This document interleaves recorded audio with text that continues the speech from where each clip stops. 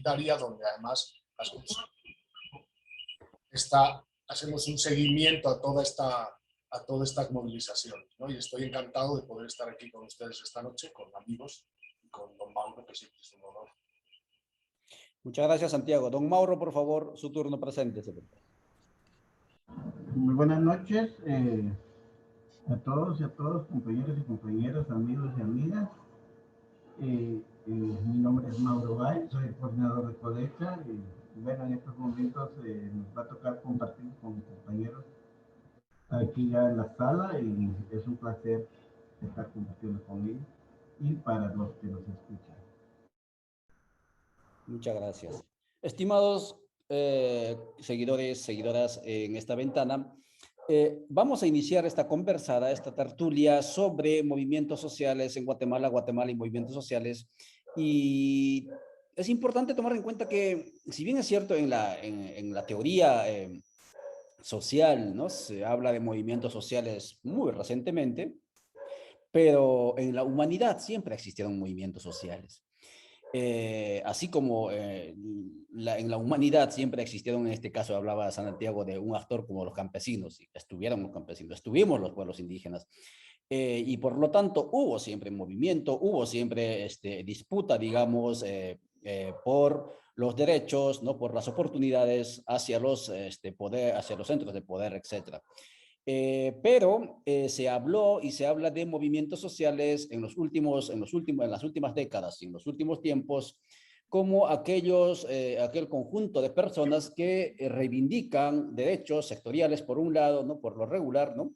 En algunas oportunidades en la historia, especialmente los movimientos obreros, han optado por crear su propia organización política y en ese sentido disputarle el poder al Estado, ¿sí? Es decir, a los grupos de poder en el Estado, ¿no? Pero en los últimos tiempos, ¿sí?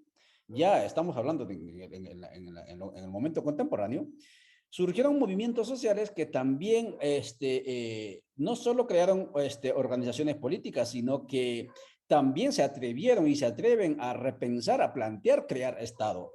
Escuche bien ellos, ¿sí? Crear un nuevo Estado. Caso concreto, por ejemplo, los movimientos sociales en el caso de Bolivia, ¿sí? Que crearon su propio instrumento político y plantearon y plantean la creación de un Estado, ¿no? Plurinacional, que están en ese proceso. Ocurre situación similar con el caso del Pachacuti en el Ecuador, ¿no? CONAIE, etcétera. En Chile, ¿no? Los mapuches también van detrás de esas propuestas, de esas iniciativas, y obviamente la herramienta que han utilizado siempre ha sido la Asamblea Constituyente. En Guatemala, hemos hablado en esta ventana, también están, ¿no es cierto?, en ese proceso, ¿no? Y entonces los movimientos sociales no son entonces solo sujetos sociales, sino son sujetos sociopolíticos en ese sentido, ¿sí?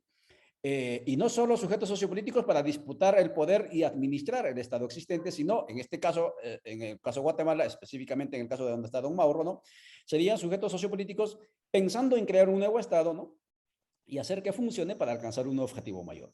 De eso hablaremos, pero no soy yo el que va a hablar. Vamos a pasarle el micrófono entonces a Mónica. Mónica, estos 2 días, comunidades, pueblos, sectores movilizados en Guatemala, y en estos días ha habido bastante movilizaciones, ¿no es cierto? ¿Cuál es tu valoración al respecto y por qué se da, cuál es la razón para que se dé esta situación en el país? Adelante, Mónica. Gracias, Juvenal. A mí me parece, en principio, lo que debo sostener es que me parece muy positiva la movilización, me parece muy importante la movilización. Yo creo que sin protesta es difícil que las democracias respiren, que las democracias nazcan, como el caso nuestro, que no hay una democracia, sino hay que hacerla nacer en algún momento. Y definitivamente no es con los brazos cruzados o con un cartelito en la banqueta sin interrumpir el tráfico, ¿verdad? Porque como bien tú decías, Juvenal, a lo largo de la historia de la humanidad ha habido movilización social, ha habido organización social y política, y la historia de los derechos humanos no es una historia de toda la vida necesariamente manifestaciones pacíficas, ¿verdad? Como tú también decías, la resistencia en este caso, bueno, ya lo han dicho ustedes muchísimas veces, es un principio, es un derecho constitucional, y en este caso, digamos, adquiere una legitimidad particular por el momento que estamos viviendo. Esto es la segunda cuestión que a mí me gustaría destacar. A mí me parece muy importante cómo las convocatorias al paro plurinacional se vinculan a este momento de paralización del Estado, de cooptación del Estado, ¿verdad? Esto hemos visto cómo el discurso va robusteciéndose en ese sentido. Desde el 2015 casi siempre la consigna común o la consigna que escuchábamos en general era la de la lucha contra la corrupción, y a mí me parece muy importante cómo ustedes han estado empezando a apuntar cada vez con mayor fuerza a esta situación de cooptación del Estado, porque en un Estado cooptado, ¿qué garantías pueden funcionar? ¿Verdad? ¿Qué garantías institucionales? Si se supone que la protesta se justifica cuando las vías institucionales se agotan, eso está dicho prácticamente en todas las constituciones del mundo, para eso existe el derecho a la resistencia. Pensemos en un Estado cooptado que ha quedado demostrado que es el que está de alguna manera tomado por redes criminales, no solo por manzanas podridas que están sueltas por ahí, y que es un problema que podemos resolver metiendo presos a los corruptos o quitando las manzanas podridas de en medio, ¿no? Estamos hablando de un Estado que está capturado y cooptado en el sentido de que son redes criminales bastante más amplias, ¿verdad? Que solo un juez por ahí o un diputado transero y mafioso. Se trata de un problema mucho más grandote, y en ese sentido a mí me parece que es bien importante pensar en el momento, o sea, en un Estado que está completamente podrido por dentro, ¿qué garantías pueden funcionar? Por lo tanto, es obvio que la protesta es sumamente necesaria, sumamente importante, y debe tener un lugar muy especial. No puedo decir más especial que nunca, porque cada historia ha tenido, digamos, sus propias crisis y la propia necesidad de tener una protesta, digamos, con la voz muy en alto, ¿no? A mí me parece, un poco para ir cerrando y dejarle el micrófono a mis compañeros, que el caso del Store o la situación que se está viviendo en el Store es muy importante que se haya destacado y que se una a toda esta reflexión, porque allí de alguna manera se conjugan la mayoría de contradicciones que están denunciándose desde hace muchos años, ¿no? En primer lugar, el Store, como todos sabemos, es una área de las más impactadas por la guerra. En nuestro país hubo una guerra, y por eso esta apelación que hacían estos empresarios hace unos días, a estos que se quedan anclados en el pasado, están, ¿cómo era que decían? Pues son los causantes del retraso o una cosa así. El discurso dominante de toda la vida, nada nuevo. Digamos, por eso todas estas frases son inconsistentes, precisamente porque en el Store se conjuga todo el desafío que todavía tenemos en términos de memoria histórica. Por supuesto que cómo no vamos a estar anclados en el pasado, si a la par de que ha habido violaciones masivas a los derechos de los pueblos en esa región y en todo el país, digamos, que no han sido saldadas de alguna manera para la memoria histórica colectiva. A la par de eso, hay criminalización de dirigentes sociales desde hace mucho tiempo, y a la par de eso estamos viendo el tratamiento privilegiado de personas que están cometiendo criminalidad económica, empresarios y corporaciones mafiosas, digamos, ¿no? Que han estado transando con el Estado desde hace mucho tiempo. Ahí se conjuga, de alguna manera se sintetizan estos problemas tan importantes que toca confrontar, que toca enfrentar, y a partir de los cuales se demuestra que tenemos un Estado cooptado. Por esa razón, el Store me parece muy importante como historia, ¿verdad? Y como caso que hay que visibilizar por los vínculos que nos pone de frente cuando nos habla del pasado y su relación con el presente, ¿verdad? Anclarse en el pasado no necesariamente es ocioso, muchas veces sirve precisamente para entender la impunidad de hoy, ¿no? Y le dejo en este sentido, creo que a Santiago o a Mauro, no sé quién de los dos. Muchas gracias por conectarnos con la historia y sobre todo con este pasado del Store y la dolorosa historia que tenemos aquí en Guatemala con la guerra interna. Santiago, la misma inquietud para ti, ¿sí?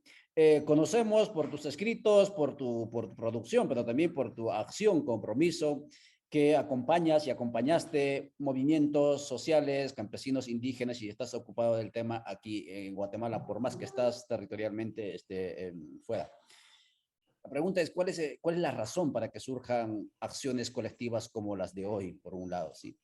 Eso, ¿y cuál es tu valoración desde afuera? ¿Cómo se ve eso desde afuera también, no?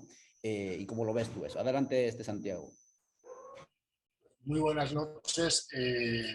¿Cuál es la razón? Pues yo creo que eso es algo evidente, ¿no? De alguna manera la capacidad de aguante de la gente es limitada y gracias a Dios, ¿no? Entonces esto hace que se vayan acumulando. Por otro lado, bueno, tengo que decir que yo del caso del Store no puedo hablar como algo lejano porque dentro de prensa comunitaria nos ha tocado muy de cerca, ¿no?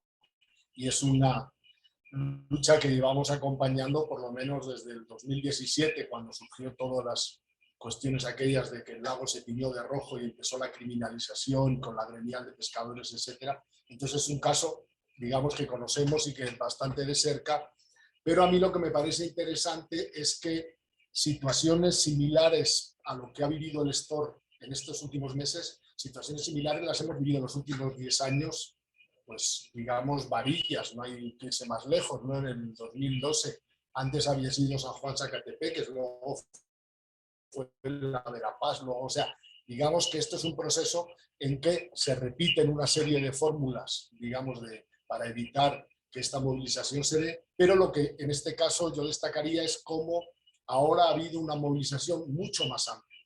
O sea, cómo el caso del Store ha sido tomado como un caso por mucha gente, ¿no? En esto, pues un poco lo que decía Mónica, ¿no? El hecho de que la gente se levante y diga, oiga, vale ya de alguna manera de criminalizar y de utilizar el estado de sitio para acabar esto, pero al mismo tiempo la gente diga, vale ya de seguir subiendo la canasta básica y vale ya de seguir corrompidos todos de esta manera, es porque realmente yo creo que el estado en que estamos, la situación del estado guatemalteco, pues miren, no es única en el mundo. O sea, sí estamos viviendo eso, yo creo que también tenemos que tenerlo en cuenta, una regresión democrática en todo el mundo prácticamente, ¿no? Aparte de los casos que tú decías de Bolivia y Ecuador, pero bueno, Bolivia tuvo que soportar un golpe de Estado, Ecuador está sufriendo también una regresión, los demás países, y es una situación en que el autoritarismo se está imponiendo sobre las formas democráticas, y yo creo que eso no es casualidad, es porque este autoritarismo es necesario para sostener este sistema económico que es ya excluyente, es poco decirlo, no es un sistema que está basado directamente en la expropiación y en la acumulación, el despojo, todo esto que se plantea, ¿no? Entonces yo creo que dentro de ese esquema general, desgraciadamente, como ha ocurrido otras veces en la historia, Guatemala tiene un carácter excesivo, ¿no? Como lo que planteaba Mónica del Estado cooptado.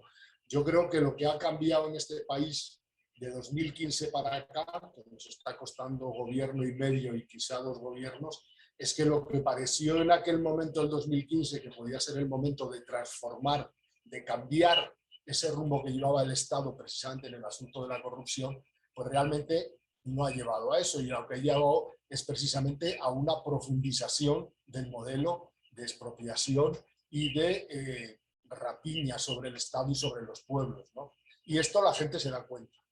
Y esto es a lo que yo quiero ir. O sea, esto, gracias a Dios, o afortunadamente, ha ido acompañado de todo otro proceso, de todo un proceso de organización y movilización que ya venía de antes, pero que ha hecho que se consoliden movimientos, pues, como Codeca y como otras, las autoridades ancestrales, el paro plurinacional que se dio hace pocos meses, que fue algo también una reacción contra un hecho concreto, que era la cuestión del fiscal Sandoval, ¿no? Pero el hecho de que se destaque y se mueva la gente, pues en principio con el Store fue la gente local, luego fueron las solidaridades regionales de los otros grupos quechís y ahora ya pues toda esta solidaridad nacional. Eso a mí lo que me hace pensar es que, bueno, por lo menos hay visos de solución por el lado de la organización, que desde luego yo estoy de acuerdo con Mónica, si no es en las calles, desafortunadamente, no es porque sea más bonito o más romántico, pero si no es en las calles, no se avanza. O sea, los logros que se han tenido en la humanidad, tanto en derechos humanos, en cualquiera de los derechos del movimiento obrero de los pueblos indígenas, ha sido precisamente en la calle. Y cuando los movimientos políticos o las organizaciones políticas han podido utilizar los sistemas parlamentarios, los sistemas políticos, ha sido porque había un apoyo detrás que podía mover eso. Si no, yo en eso soy bastante escéptico, ¿no? Y aquí lo dejo para dejarle a don Mauro que nos diga. Muchas gracias, estimado Santiago. Claro, y efectivamente es eso, ¿sí? Vamos con don Mauro en esta primera intervención, utilizando las palabras de Santiago. ¿Por qué las calles, don Mauro, ahora, ¿no? Aunque no es la primera vez, pero por qué ahora, por un lado, y por otro lado, ¿cuál es su valoración de estos 2 días de movilizaciones en el país? Adelante, don Mauro. Bueno, desde el punto de vista institucional, para nosotros es fortalecedor, ¿verdad?, de cómo las comunidades aglutinadas en el Comité de Reunión Codeca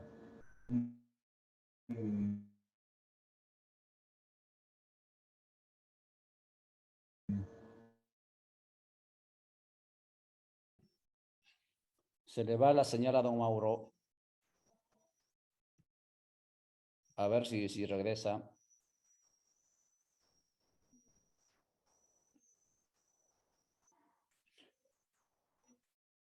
No, no vuelve.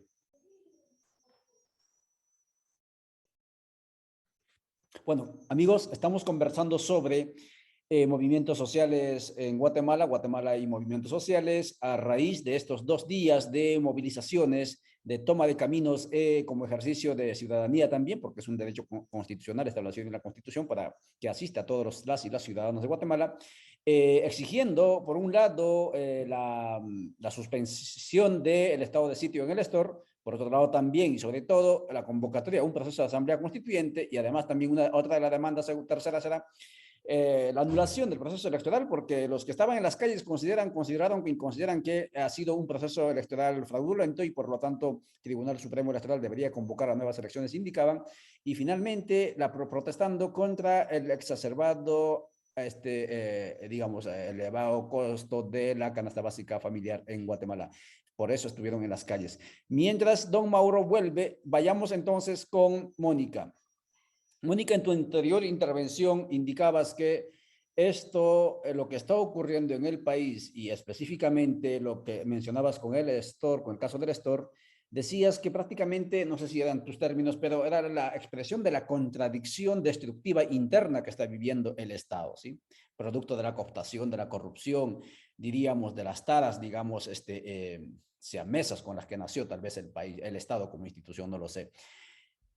En ese contexto, ¿cuál es tu valoración? ¿Cuán viable es, por ejemplo, las propuestas que plantean el movimiento Codeca y otros como CPO, la posibilidad o la necesidad de la construcción de un Estado plurinacional a través de una asamblea constituyente? Que, por cierto, no solo son estos 2 movimientos, también están las compañeras mujeres que están planteando eso, también está el movimiento Huaquijquep o las organizaciones de Huaquijquep que están planteando ello, y hay mucha más gente hablando del tema. ¿Cómo lo ves? Tú, yo sé que estás haciendo estudios, digamos, sobre las posibilidades de la plurinacionalidad en el país, ¿no? En el caso de Guatemala. ¿Cómo ves esto en cuanto a viabilidad? Adelante, por favor, Mónica.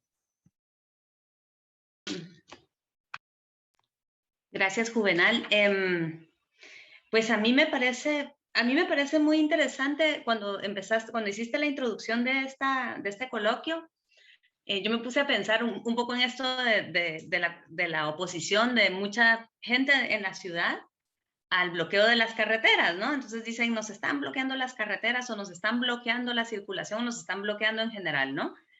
Pero creo que para responderte, sería bien interesante invitarnos a todas, a todos a pensar en qué es lo que se encuentra bloqueado, ¿verdad? Cuando tú tienes una canasta básica, cuando ya la alimentación, que es el derecho, digamos, más básico, más directo que sostiene la vida, está en debate, además de todas las exigencias y denuncias, digamos, que en este momento se han sumado, digamos, a este paro, pues yo creo que hay que pensar en esa idea del Estado bloqueado y hay que pensar desde cuándo este Estado ha estado bloqueado, ¿no? Y en ese sentido a mí, pues mi posición personal, sí, definitivamente no es de defender esta constitución que tenemos, pues, o sea, yo creo que si pensamos en esta imagen de un Estado bloqueado, deberíamos continuar preguntándonos para quién ha estado bloqueado y qué es lo que se ha bloqueado, digamos, para la mayoría de nuestro país, que somos un país indígena, ¿no? Como varios en América Latina. Entonces, a mí me parece muy bien que existan estas propuestas, me parece que son propuestas muy bien elaboradas, muy bien formuladas, muy complementarias también entre sí, que existen desde hace muchos años, ¿verdad? A pesar de que el discurso predominante que se opone, digamos, a estas movilizaciones diga que solo la protesta y nunca hay propuesta, ¿verdad? Claro que hay propuestas y existen hace ratales, hace casi 10 años, digamos, y mucho antes de 10 años si nos remontamos a otro tipo de propuestas que ha habido siempre, desde los movimientos, desde los pueblos. Entonces yo, digamos, la primera reflexión que quiero dejar establecida es que me parece muy positivo, me parece muy importante y me parece muy necesario, digamos, transformar este Estado. El Estado no como un conjunto de instituciones ahí abstractas, ¿verdad? Sino como estas relaciones sociales que representan ese bloqueo de las grandes mayorías en el país. Eso es lo que hay que cambiar. Y para cambiar eso, pues hay que cambiar, por supuesto, al gobierno, pero hay que cambiar también el sistema, hay que cambiar la cultura, hay que cambiar la manera en la que convivimos y nos relacionamos, digamos, ¿no?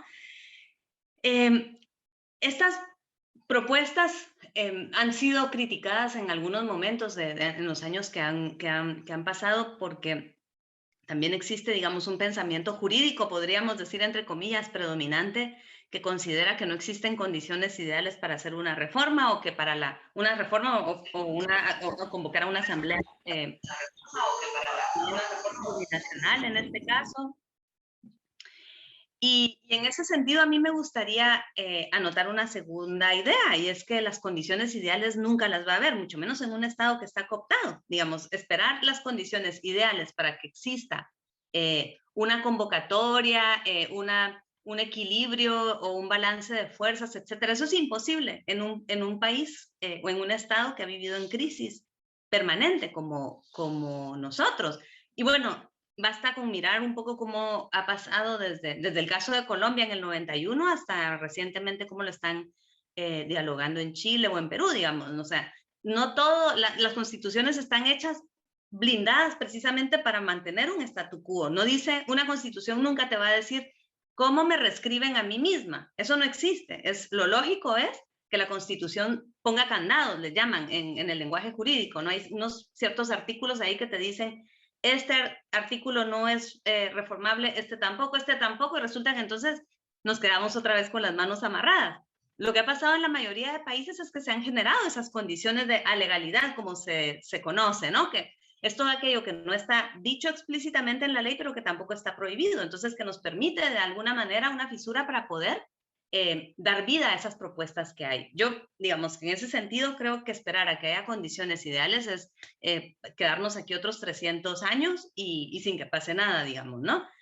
Entonces, en tercer lugar, digamos, me parece que lo que habría que pensar, y ahí es donde un poco, de esto lo hablábamos contigo, Juvenal, hace hoy en la tarde, ¿no?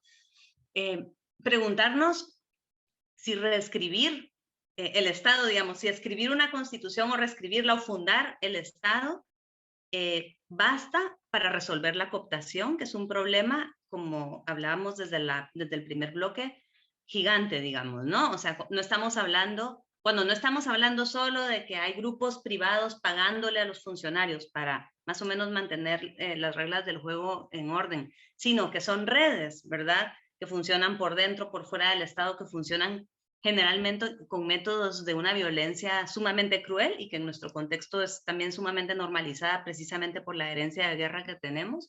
Eso es un desafío enorme, digamos, ¿no? Que reescribir una constitución a lo mejor no resuelve del todo, pero sí es un principio, ¿verdad? Para hacer esa transformación.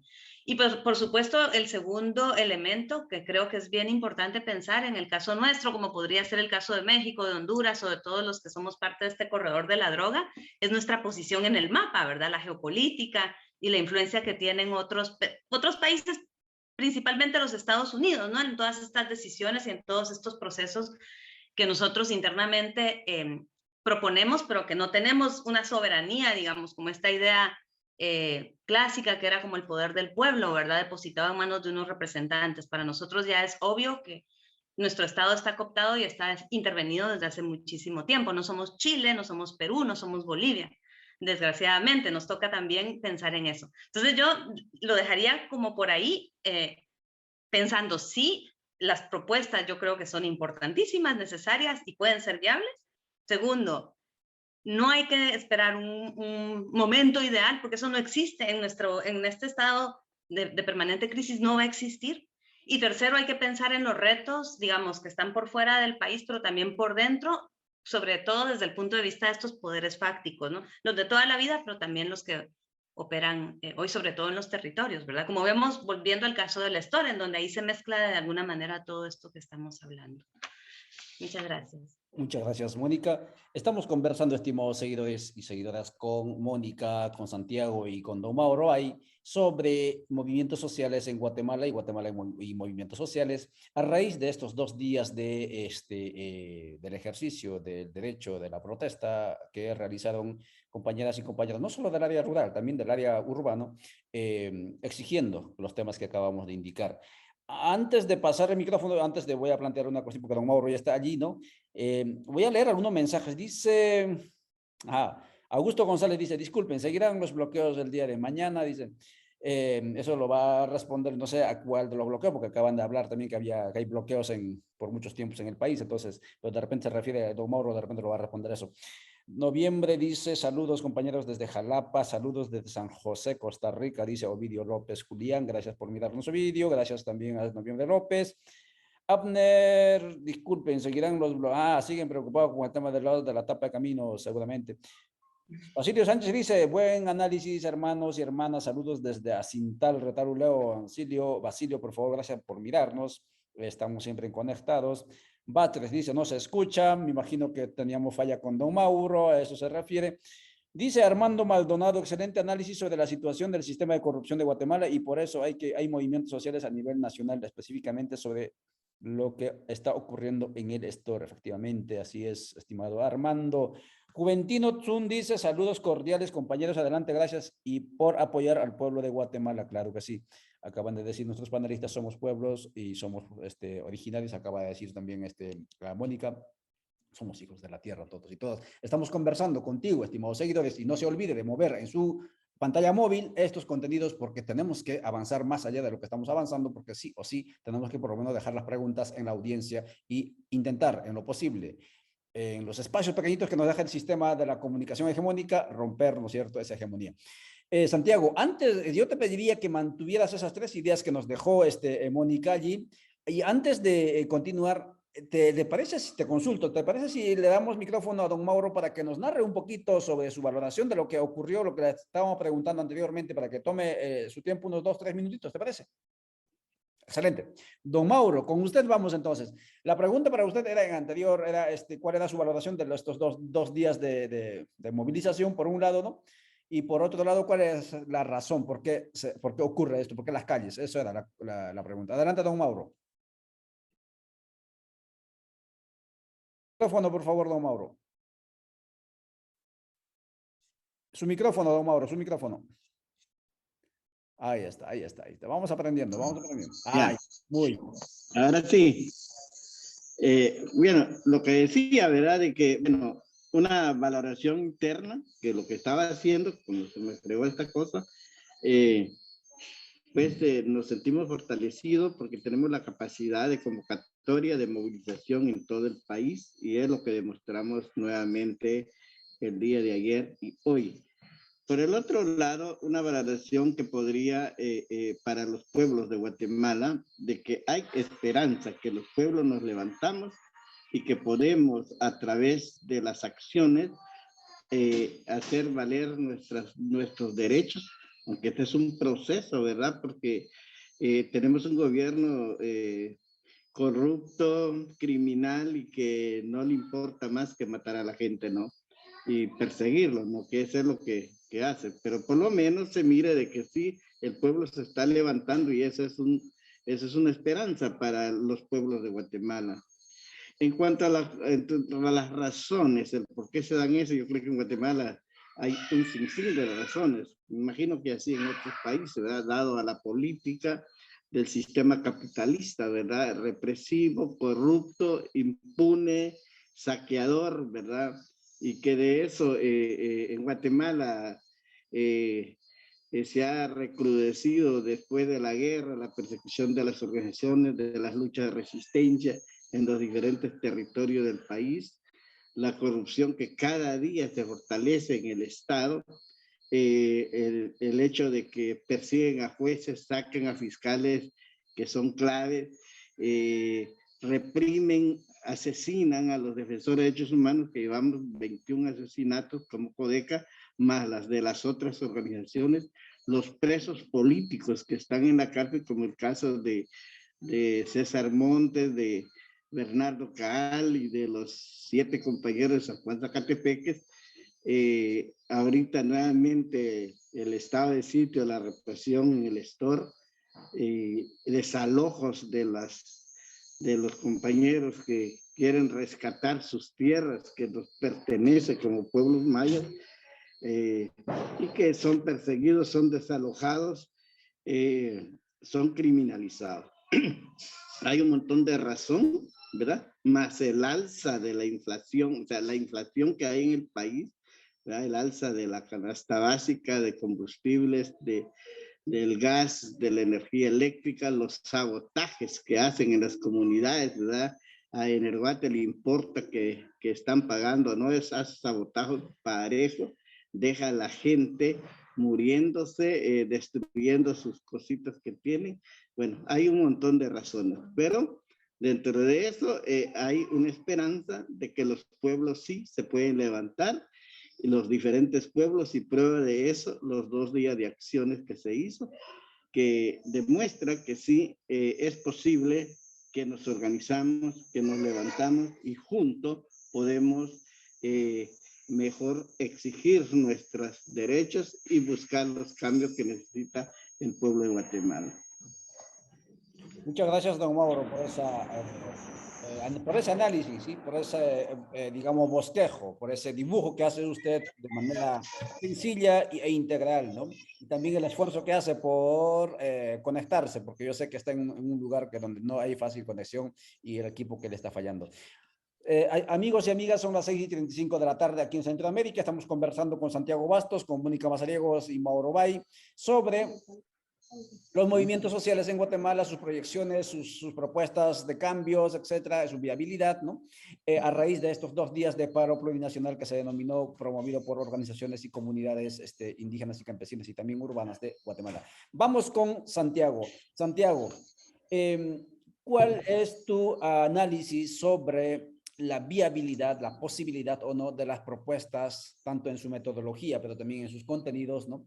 Que plantean de cambios estructurales estos movimientos sociales hacia Guatemala? ¿Cómo lo ves? Adelante, por favor, Santiago. Bueno, pues si hubiese que concentrar, digamos, estas propuestas y todo este proceso que se está dando en la idea que ya has planteado tú y que se ha dicho aquí de la Asamblea Constituyente Plurinacional. Yo creo que eso es lo que nos puede ayudar a entender. Ya yo quiero separar de alguna manera en el análisis, aunque va conjunto, lo que es la idea de la Asamblea Constituyente y lo que es la idea de la plurinacionalidad, porque muy bien podríamos estar haciendo una propuesta constituyente que no tuviera en cuenta la plurinacionalidad. Pero entonces yo creo, por un lado, la cuestión de la generalización o cada vez mayor generalización de la idea de que hace falta una asamblea constituyente, a mí me parece un síntoma muy positivo de cómo se está analizando la situación de Guatemala. O sea, hace 6 años, otra vez me remito al 2015, como en otro momento tuvo una gran explosión, lo que se planteaba era hay que acabar con la corrupción.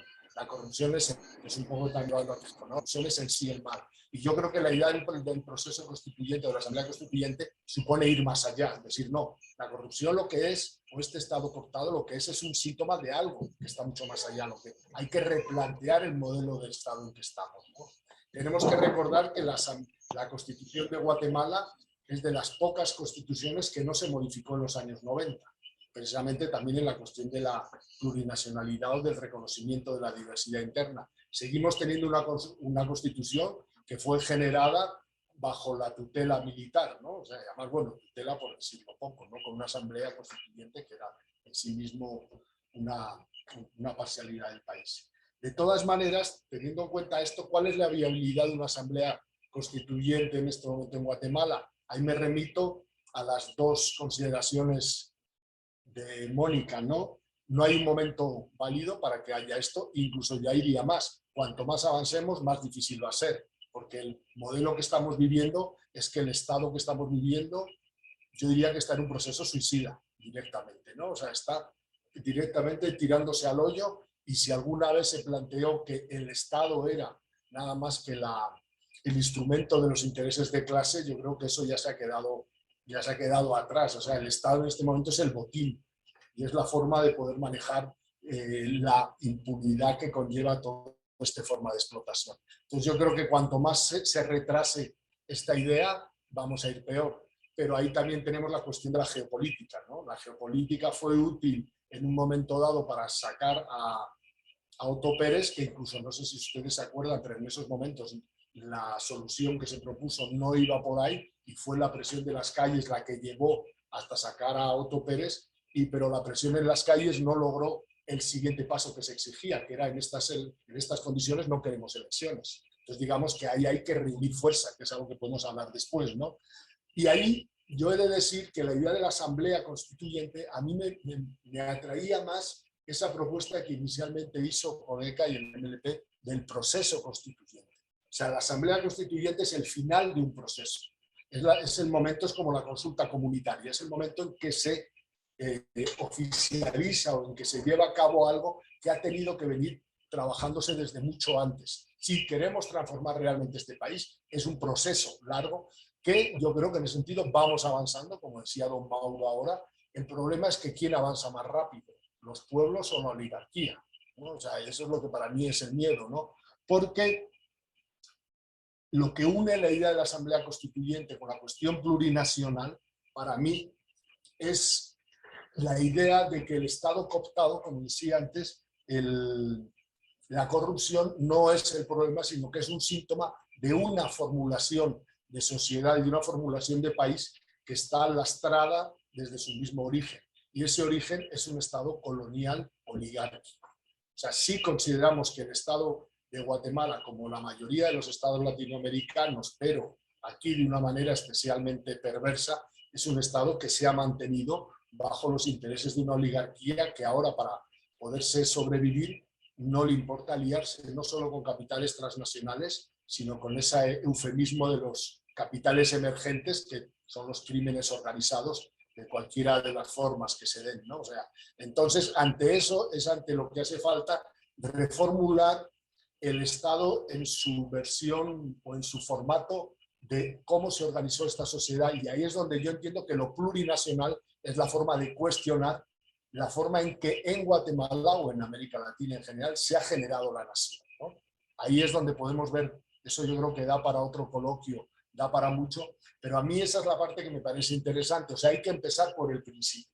Y el principio de todo esto es que el Estado de Guatemala surgió ya con una conformación perversa en sí mismo, representado por su forma nacional. Esa forma nacional que no solo es homogeneizante, que sería la formulación clásica del Estado-nación occidental, sino que para ser homogeneizante es excluyente, ¿no? O sea, los pueblos no están representados. Y el problema no es que no estén representados los pueblos en una forma, podríamos llamar, de formulación parlamentaria o de autonomías. No, no, es que lo que no está representado es la mayoría de la población que pertenece a estos pueblos que han sido excluidos, ¿no?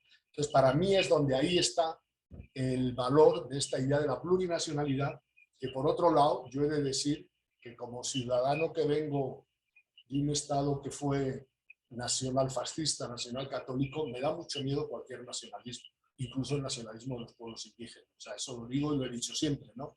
Entonces, la idea de un Estado plurinacional debe empezar, creo yo, por rebajar precisamente las exclusiones que genera la nación en sí misma. O sea, no caer en la trampa de volver a repetir unas pequeñas naciones excluyentes, ¿no? Y eso para mí, por otro lado, creo, además esto es algo que se ha discutido ya en muchos lugares, las propuestas nacionales que se están generando desde los pueblos indígenas están avanzando mucho en ese sentido, ¿no?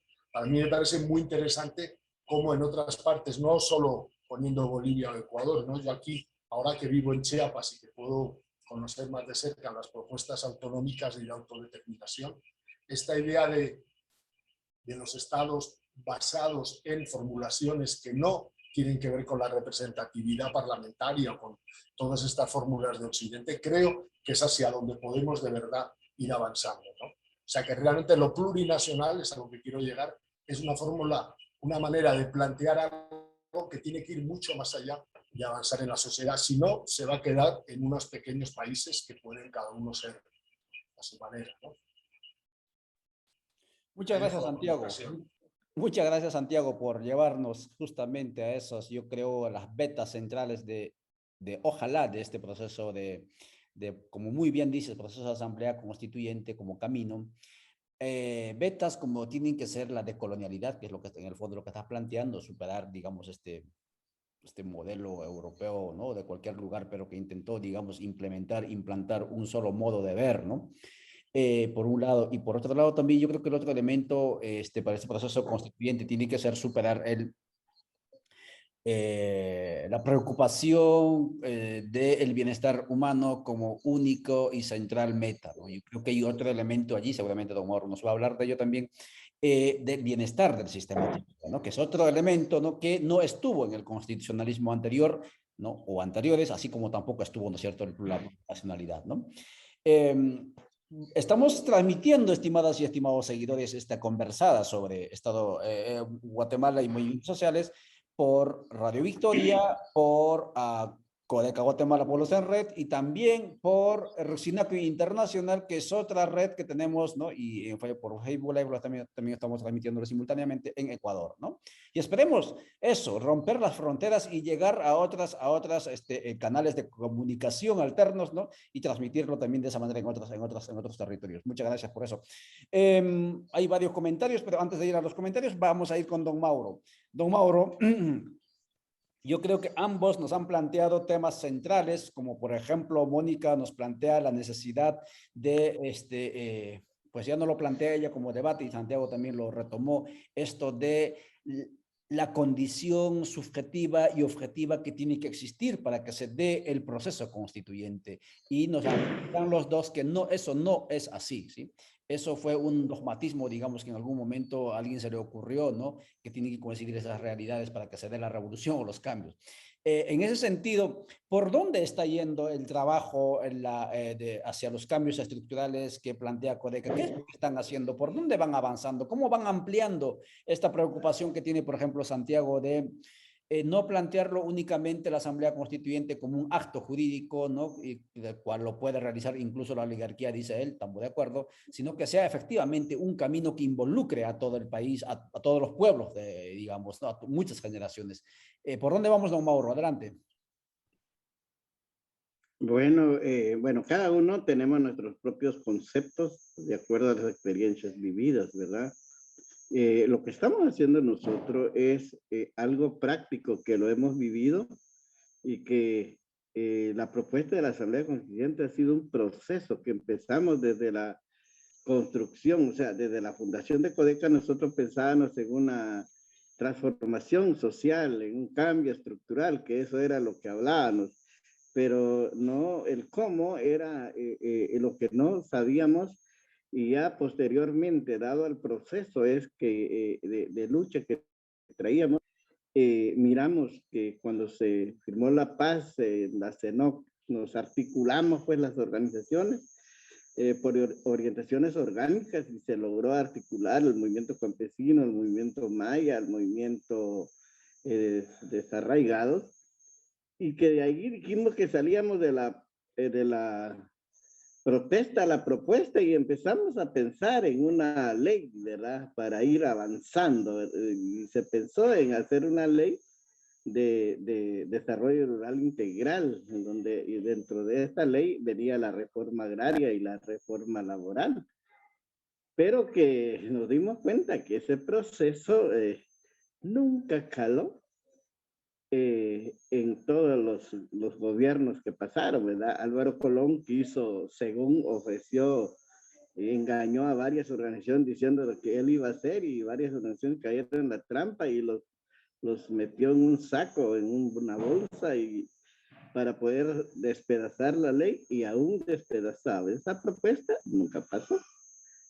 Entonces, pero esa propuesta, así como fue últimamente dado, no funciona. Entonces, por eso nosotros empezamos a ver cómo podríamos mejorar, sabiendo que la constitución política, si bien es cierto, tiene un montón de derechos, pero también tiene un montón de lagunas. Entonces, pensamos de que o sea, la primera idea que pensamos era reformar, pero cuando nos dimos cuenta de esto, de lo que pasó después de los acuerdos de paz, entonces decimos que aquí no se trata de reformar, se trata de hacer una nueva constitución, pero dentro del movimiento campesino, pues no manejamos cómo redactar una ley, ¿verdad? Pues algunos dentro del campesinado, pues tenemos algunos criterios, que hemos tenido una experiencia de cómo redactar un estatuto, cómo se manejan las leyes, pues desde ahí empezamos a tratar de ver la necesidad ya del 2000 de una propuesta de asamblea constituyente. Empezamos a pensar temas, pero no teníamos la idea. Y en el 2012 fue donde ya lanzamos la asamblea constituyente. Este es un proceso, ¿verdad? Un proceso donde tiene que ver el análisis, la socialización, ¿verdad? La incorporación de actores para que eso se lleve a cabo. Pero nos hemos dado cuenta que no hay otra alternativa. Desgraciadamente, nosotros estuvimos en la izquierda y venimos de la izquierda, pero que la izquierda no tiene ninguna propuesta. Mucho menos la herramienta, el cómo, porque ahorita está en discusión el cómo, que es lo que entiendo que se maneja mal la discusión de los dos compañeros, la compañera que me antecedió. Pero hay que estar claro que para hacer cambios en un país solo se hace cuando un pueblo está organizado. Y cuando un pueblo tiene información y formación política. Y si un pueblo no está organizado, no puede llegar información, no puede llegar formación. ¿Cómo va a poder hacer cambios? No lo va a poder hacer. Entonces, aquí lo que nosotros pensamos de que para poder viabilizar este proceso, tiene que ser a través de la organización. Y es por eso que nosotros nos fundamentamos en que cada día debe haber organización, debe haber asamblea. Todos los días manejamos asamblea en las comunidades, en los territorios y en los barrios ahorita. Y nos estamos metiendo en la ciudad capital, en los barrios, pues nos estamos metiendo para poder cómo organizar a la población, para que organizado, sí, ya puede manejar qué significa una asamblea constituyente, para qué sirve la asamblea constituyente, cómo hacer esa asamblea constituyente, porque desgraciadamente no hay otra alternativa. La academia nos quedó mal, ¿verdad? La academia en estos momentos ha abandonado todas esas cuestiones, se ha acomodado, entonces no podemos esperar de la academia nosotros, entonces lo estamos haciendo. Y de ahí que nace la necesidad de crear un instrumento político, porque si bien es cierto, eso se puede hacer a través de la desobediencia civil, pero se necesita una buena organización. Y ahorita, si tenemos una organización un poco fortalecida, pero no es definitivamente para ya poder alcanzar lo que pensamos. Entonces, ahorita lo que estamos haciendo, o sea, lo que hicimos es crear el instrumento político, ¿verdad? Para tener una herramienta y que puede servir en el momento electoral. Y si eso no funciona, pero si la población está organizada, pues vamos a la desobediencia civil, ¿verdad? Y no sé, ojalá no hubiera necesidad de una nueva lucha militar, no sé. Espero que esto se logre de la manera pacífica. Nosotros estamos haciendo todo lo posible de luchar, de buscar la forma pacífica para alcanzar. Desgraciadamente hay en la población organizada hay varios criterios, no todos coincidimos en que la asamblea constituyente sería lo ideal, y pues todos tenemos derechos, pero por eso nosotros estamos tratando de hacer la articulación desde las comunidades, desde los pueblos, desde los municipios, desde los sectores, ¿verdad? Para poder, cómo juntos podemos hacer. Aún sabemos que la academia nos abandonó, pues no hay una propuesta, no hay criterios como para poder cambiar el país. Todo el mundo le da pena tocar la raíz del problema, se conforma, mejor tratemos de hacer una cosita para que después hacemos otra, y mientras el enemigo se está fortaleciendo, ¿no? pero no hay ese criterio de organización y de tocar de raíz del problema. Entonces nosotros lo estamos haciendo. Y lo que estamos haciendo es articulando los sectores, ¿verdad? Por eso tenemos ya un equipo de compañeros, estamos organizando abogados, pues, estamos tratando de organizar a un equipo de abogados, estamos tratando de organizar un equipo de economistas, de auditores, de agrónomos, de arquitectos, de trabajadores sociales, porque desgraciadamente cada uno maneja su situación desde su expresión, desde su experiencia, y todos, o sea, de todos va a necesitar ese cambio que vamos a hacer en el país. Va a necesitar de todos los sectores y actores. Y todos tenemos que aportar. O sea, todos debemos de aportar. Y las condiciones lo van a necesitar de todos los sectores que estamos en la sociedad. Entonces, ahorita lo que estamos haciendo, eso es viendo cómo organizar. Porque si logramos ya organizar a todos, desde los campesinos, desde los pueblos mayas, desde los académicos, desde las mujeres, desde los jóvenes, entonces ya la cosa ya va a cambiar. Y de lo que haga la derecha, pues yo sé que ellos tienen su proceso, ¿verdad? Y que hagan lo que hagan. Si ellos mismos se hacen la cama, mejor todavía, ¿verdad? Lo que nosotros queremos es preparar a nuestro pueblo para que pueda salir de eso, porque si no, no va a funcionar. Nos quedamos ahí cantando y viendo qué hacemos y así no funciona la situación, ¿verdad? Hay luchas, sabemos que después de los acuerdos de paz surgieron luchas territoriales, resistencia como la de ¿cómo se llama? De San Marcos, la resistencia de Varío, la resistencia de Chalapán, la resistencia de La Puya, de San Rafael Las Flores, y de varios focos, ¿verdad? La zona Reina, y la de Ixabal, y lo de Cobán, y lo de Destor, bueno, un montón de resistencia, pero si no levantamos al pueblo para que mira la situación de manera integral, no se va a poder hacer el cambio en Guatemala, un país donde venimos ya sufriendo golpe de Estado desde el 54, donde venimos sufriendo ya una guerra fría que tardó 36 años, donde venimos sufriendo un saqueo total que se está manejando hoy, la corrupción, la impunidad que se está demostrando públicamente esas acciones. O sea, aquí no podemos esperar nada, aquí lo que tenemos que ver cómo los pueblos se levantan y con ese nuevo liderazgo el país puede dar un salto donde todos estaríamos contentos de lo que aportamos en cada uno de este proceso. No es fácil, pero no es difícil.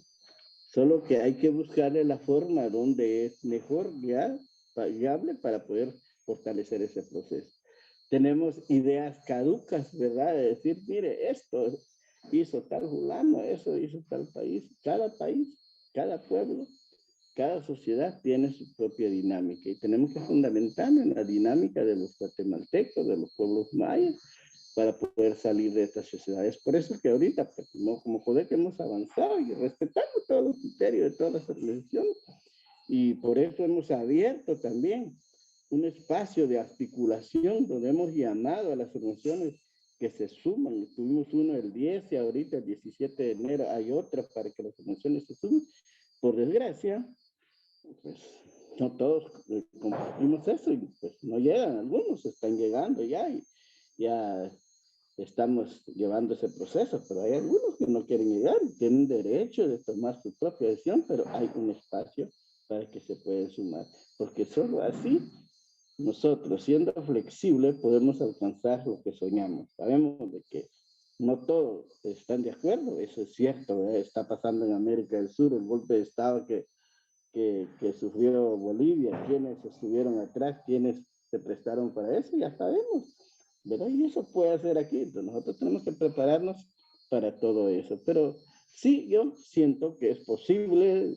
Yo fui fundador de Codeca y solito, sin apoyo, ¿verdad? De nadie, de ninguna estructura orgánica, a pesar de ser una persona que estuve en el EGP, luego en las FARC y terminé coordinando con ORPA, pero en ese momento no había nadie, tuve que hacerlo solo y así sin esa experiencia, con ese analfabetismo, hemos podido levantar un movimiento ahorita con un equipo grande de dirigentes que surgieron como un nuevo liderazgo dentro de este proceso.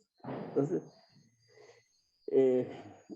la verdad es difícil decir las cosas, pero es necesario decir, ¿verdad? Respetando el pensamiento de todos, porque todos tenemos nuestros propios conocimientos, nuestro propio proceso y tenemos razón. Pero tenemos que ver cómo se puede mejorar este proceso y es lo que estamos haciendo. Muchas gracias, don Mauro, por contextualizarnos, por un lado, ¿no? La historia, génesis del movimiento Codeca al cual usted pertenece y coordina, y por otro lado también hablarnos sobre esto de qué es lo que se está haciendo para avanzar hacia, hacia ese momento, ¿no? Por ese camino de la constituyente en Guatemala desde las comunidades articuladas en el movimiento Codeca. En la Radio Victoria hay varios comentarios, dice alguno por allí, dice, a ver, Toto Vega dice, lo plurinacional siempre ha existido, no es nada nuevo, indica. Toto Vega también dice, en el actual estado, las cosas, el estado de cosas, MLP jamás llegará al poder, hay que purificar el Tribunal Supremo Electoral, indica.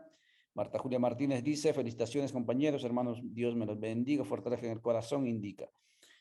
Pues bien, vamos a volver después a la página, al sitio de Pueblos en Red para leer los mensajes. Mónica, van a ser las 2 de la mañana allí. Contigo la pregunta, por favor, breve, para ir cerrando esta tertulia. Estimados seguidores, estamos hablando sobre movimientos sociales en Guatemala. Mónica, viendo esta realidad, según tu perspectiva, ¿cuál es el camino deseado, ¿no? de aquí en adelante para poder concretar eso que has reflexionado y has planteado por un lado y por otro lado, pues cuál es digamos, lo deseado y cuál es lo materialmente posible también por un lado, ¿no? Adelante, por favor, Mónica. Muchas gracias. Yo voy a retomar para responder esta pregunta 2 palabras clave que han dicho mis compañeros que me precedieron. Yo creo que Mauro empezó hablando de esperanza y yo creo que eso es como la primera idea, ¿verdad? El primer valor que hay que mantener precisamente porque las movilizaciones siguen y como ustedes bien lo dijeron en estos 2 días, pero no han parado incluso a pesar de la pandemia y durante la pandemia ha habido movilizaciones tremendas que realmente inspiran muchísimo. Yo creo que la esperanza es como una palabra clave que debería sumarse a otra palabra que Santiago me parece muy importante también, que mencionaba sobre el proceso. También ya se dijo que proceso es distinto que asamblea, que un momento concreto y puntual, ¿verdad? Un proceso implica un camino, un proceso implica diálogos, transformaciones también entre nosotros, ¿no? Implica organización, formación, alianzas entre pueblos, entre movimientos, entre el campo y la ciudad. Y yo creo que si hemos pensado desde el principio, o las ideas de fundar el Estado o un nuevo Estado, tienen que ver con romper con los resabios coloniales, tienen que ver con romper con toda esa raigambre patriarcal que también causa tanta discriminación entre las relaciones sociales que somos el Estado.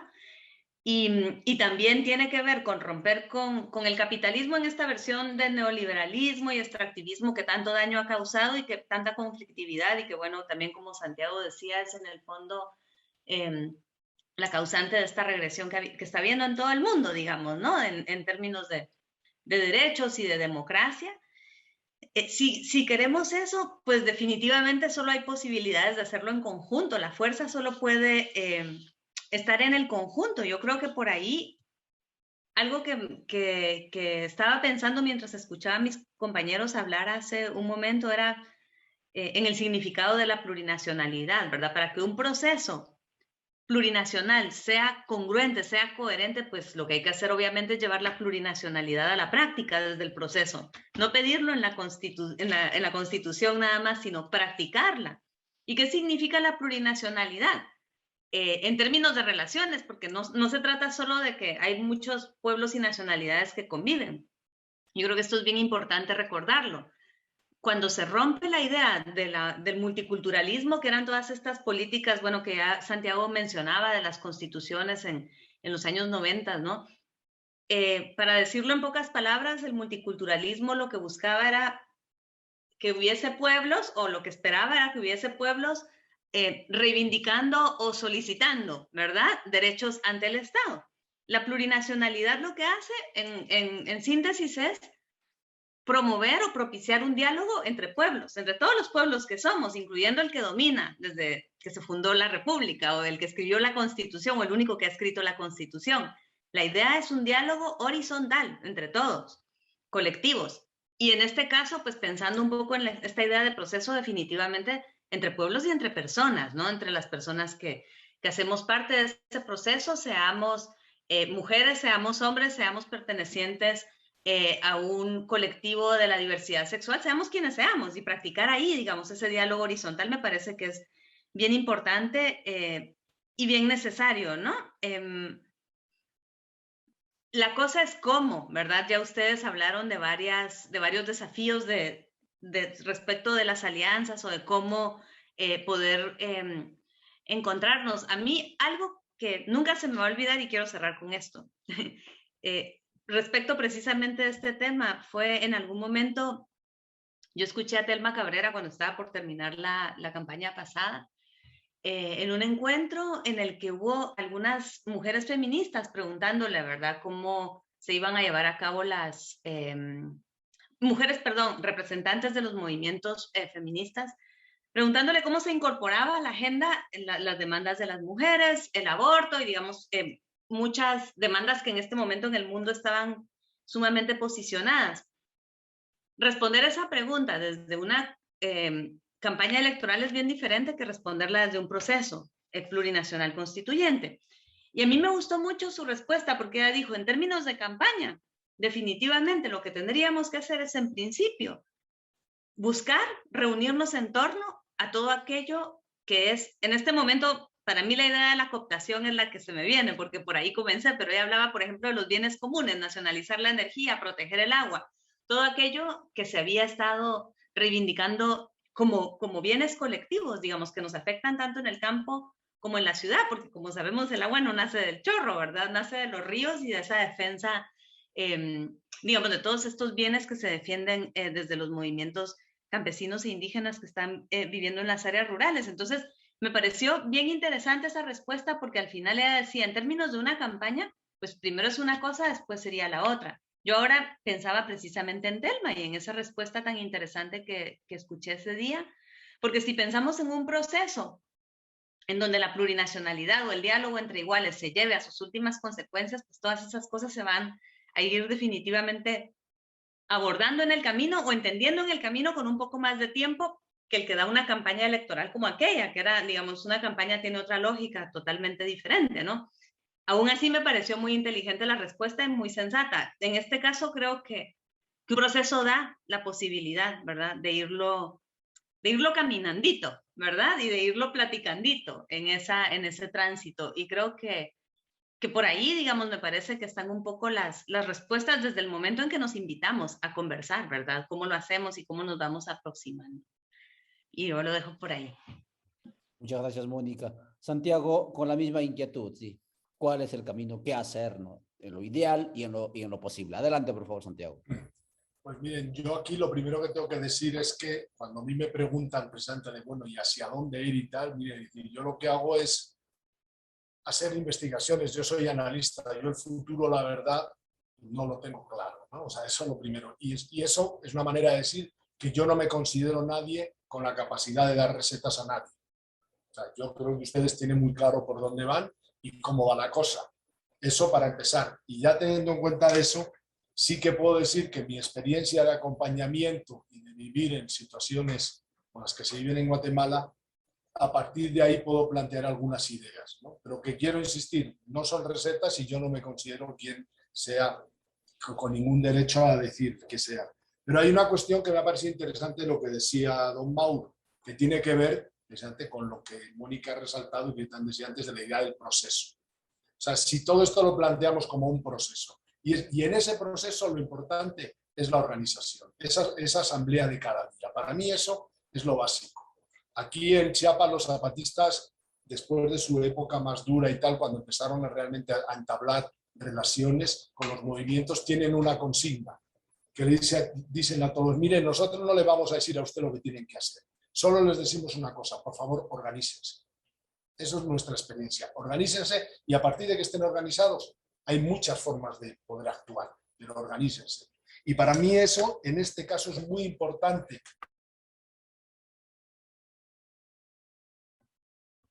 Santiago, tu micrófono. Se me fue. No estamos luchando contra un Estado corrupto, estamos luchando contra un Estado excluyente desde su misma base. O sea, el reto es muy fuerte y ese reto no se gana en unas elecciones.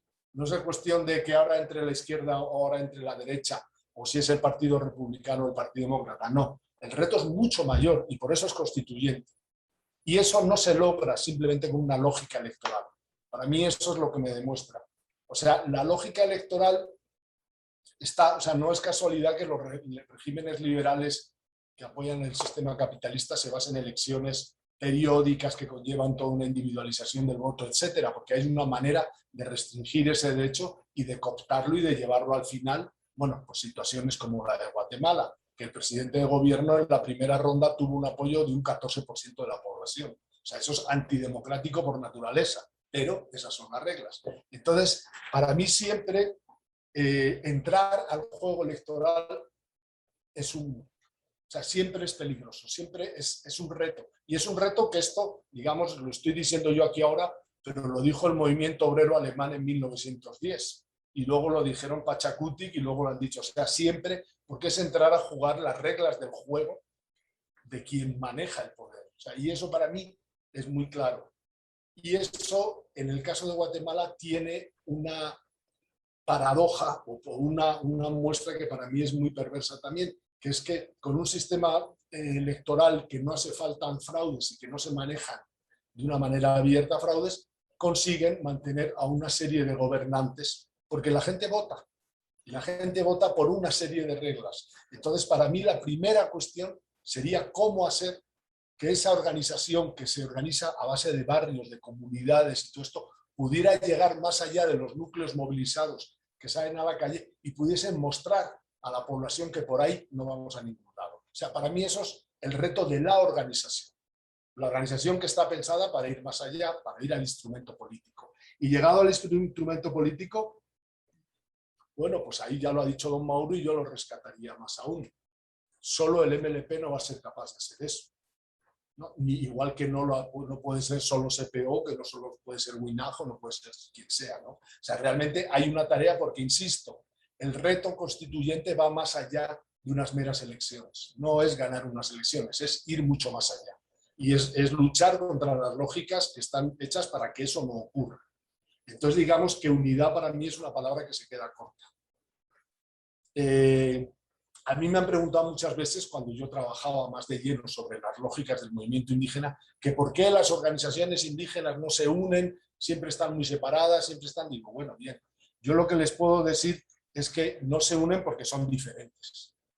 Y, como decía antes don Mauro, cada uno tiene sus percepciones, cada uno tiene tal, pero hay momentos donde sí ha habido esa capacidad política de lograr un frente común ante un reto común. Pues estamos hablando de Comagua, por ejemplo, en el año 95, estamos hablando de otros momentos donde se puede. Yo creo que ahora el reto es convencer a estas opciones de que estamos ante una situación como esa. Y una situación como esa, para mí, amerita un diálogo, como decía Mónica, un diálogo entre las fuerzas organizadas, porque ahí son los actores que están, las fuerzas organizadas alrededor de lo parlamentario, pero también alrededor de toda la forma de organizaciones comunitarias que se están dando, ¿no? Yo creo que ahí hace falta incluso un ejercicio de humildad por parte de las dirigencias. Muchos de los problemas vienen porque hay concepciones y porque hay retos y porque hay cuestiones. Pero yo lo siento, creo que también esto se sabe, los problemas también vienen por cuestiones de liderazgos, ¿no? O sea, y eso es algo que no solo ocurre en Guatemala, eso es consecuencia de la política en sí misma, ¿no? Entonces yo creo que hay que tener altura de miras y hay que hacer política de Estado. eso que tanto se dice, en una situación como la que estamos. Porque yo eso sí me gustaría, ya para terminar lo que tiempo estamos, nos estamos cayendo al abismo. O sea, eso hay que tenerlo claro. Nos estamos yendo al abismo como sociedad, como país, y la gente no reacciona, reaccionan núcleos organizados de la población. Y qué bueno, la esperanza, como decía antes Mónica, ya para terminar, es que eso sea capaz de ser reproducido más allá, porque si no, no salimos de esto. Y perdonen que acabe así, ¿no? Muchas gracias, Santiago. Totalmente de acuerdo contigo y con Mónica, ¿no? Y gracias también por ir sintetizando en palabras claves en esta conversada que tenemos esta noche sobre movimientos sociales en Guatemala. Don Mauro, el turno es suyo con la misma inquietud para ir cerrando. Son las 19:13 aquí en Centroamérica. Ya le hemos robado 13 minutos a Mónica, pero bueno, entonces, ¿por dónde y qué hacer y cómo hacerlo, don Mauro, para avanzar en este caminar más allá de lo que estamos caminando, recuperando todo lo que acaban de decir ambos expositores anteriores? El micrófono, don Mauro, por favor. Bueno, yo creo que hay mucho que hablar al respecto, pero dado el tiempo, yo diría de que hay que fortalecer este proceso, ¿verdad? El proceso plurinacional que ya va caminando. Un ente articulador es esto, ¿no? Porque nos hemos dado cuenta que no hemos encontrado algo que nos articula. Entonces ahorita está ya el proceso de asamblea constituyente, los contenidos, como decía Mónica, en relación a las organizaciones feministas, pues para eso está el espacio, ¿verdad? Para poder discutir, ver cómo poder entender la participación de las mujeres, olvidando un poco el occidentalismo, el eurocéntrico, ¿verdad? Porque el problema es de que la mayoría de criterios son eurocéntricos, ¿verdad? Son criollos y no son nuestros. Es un problema, ¿verdad? Porque nosotros los pueblos mayas tenemos una cultura, tenemos una cosmovisión y que lo han querido borrar en la mente de toda la gente y por eso la gente mira desde otro punto de vista. Y ese rescate es lo que estamos haciendo. Entonces yo creo que los contenidos de la propuesta es algo alentador que nos puede ayudar para dialogar sobre la misma y unirnos, porque la unidad es un proceso y es lo que se está haciendo, ¿verdad? Que no es nada fácil, por supuesto que no, pero tampoco es difícil. Creemos de que todos los pueblos tienen que participar en este proceso y es lo que hemos tratado de hacer. Yo sé que no somos las personas indicadas a lo mejor para poder alcanzar todo lo que deberíamos de alcanzar, pero estamos haciendo a medida de nuestras capacidades.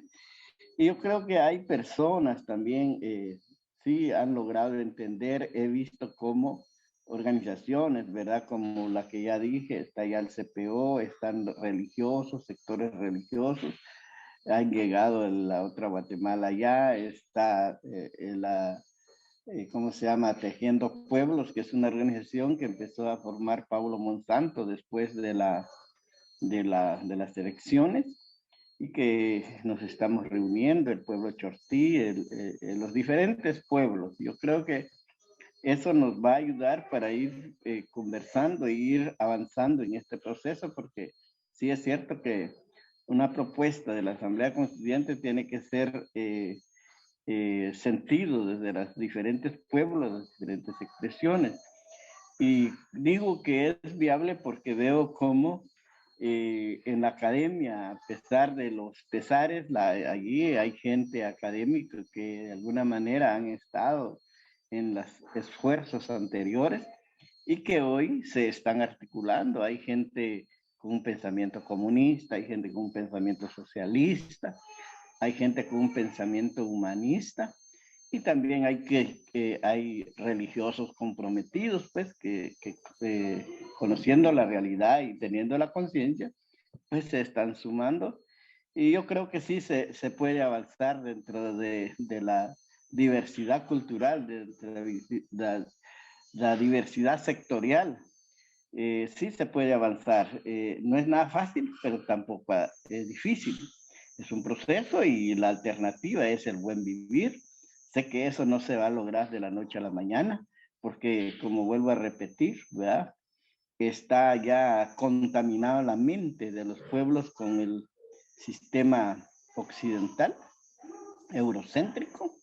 Entonces, para rescatar nosotros los pueblos, nuestras propias identidad, nuestras propias culturas, nuestros propios sabiduría que hay, va a costar porque a veces tenemos que chocar con gente que se siente que sí tiene todo y nos mira a nosotros como pueblos mayas ignorantes o sea, inútiles, pero nosotros tenemos que entender esa parte, ¿verdad? Nosotros sabemos qué tenemos, qué somos, qué pensamos, cómo se manejan los tiempos, cómo se mueve el mundo, ¿verdad? Pues tenemos, por lo menos conocemos eso y manejamos los momentos. Pero entendemos la otra parte, porque no es culpa de nadie, es culpa de una invasión que se dio en nuestro pueblo y que para salir de eso va a ser un proceso. Pero que es posible, es cuestión de echarle ganas y avanzar a través del diálogo, de la unidad, de la articulación de todos los sectores y actores que cohabitamos en este país.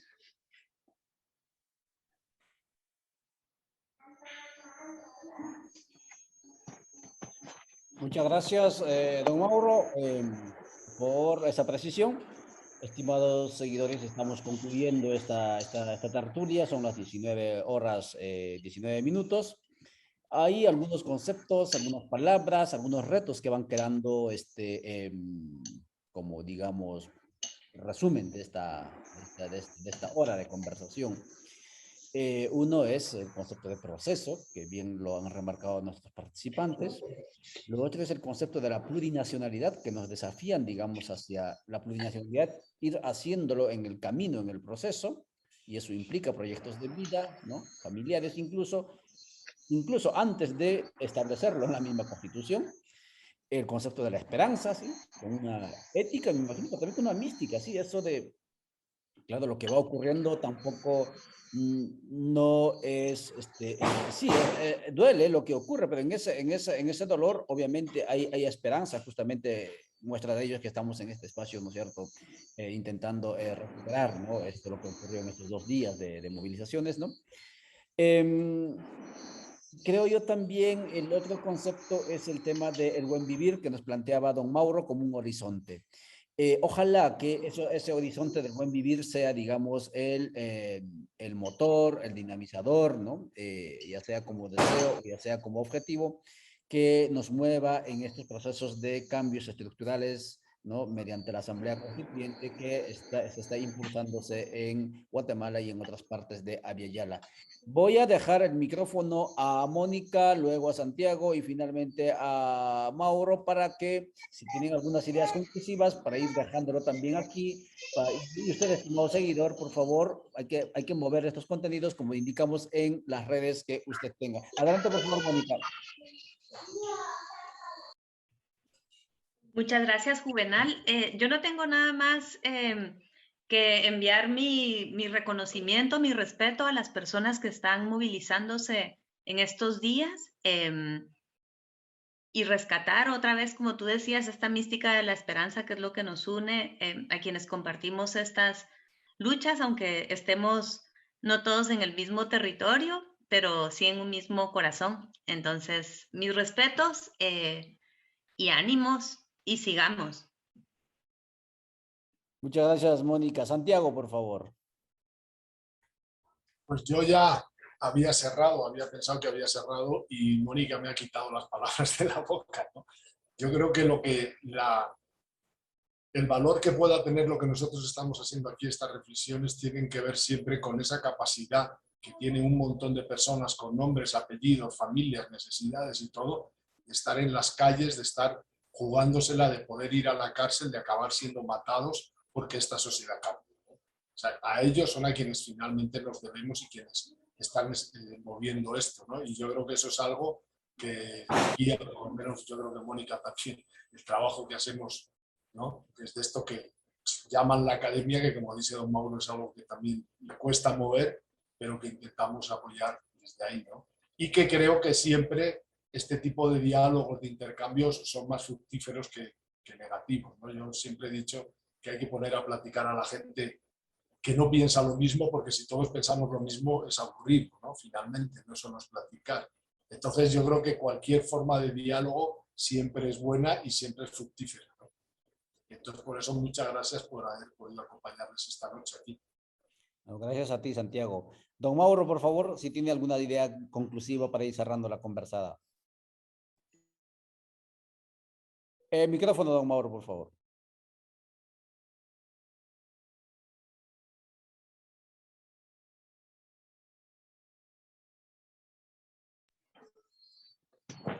Bueno, lo mismo agradecer a los compañeros que me compartieron esta sala. Lo mismo comparto con que es necesario el diálogo y yo creo que estas conversaciones nos pueden ayudar para ir conociéndonos y conociendo más de lo que tenemos que hacer y cómo aportar en esta sociedad. Y también agradecer a todos los que están pendientes de este conversatorio y desearles unas buenas noches y buenas noches a todos los que compartieron esta sala. Gracias.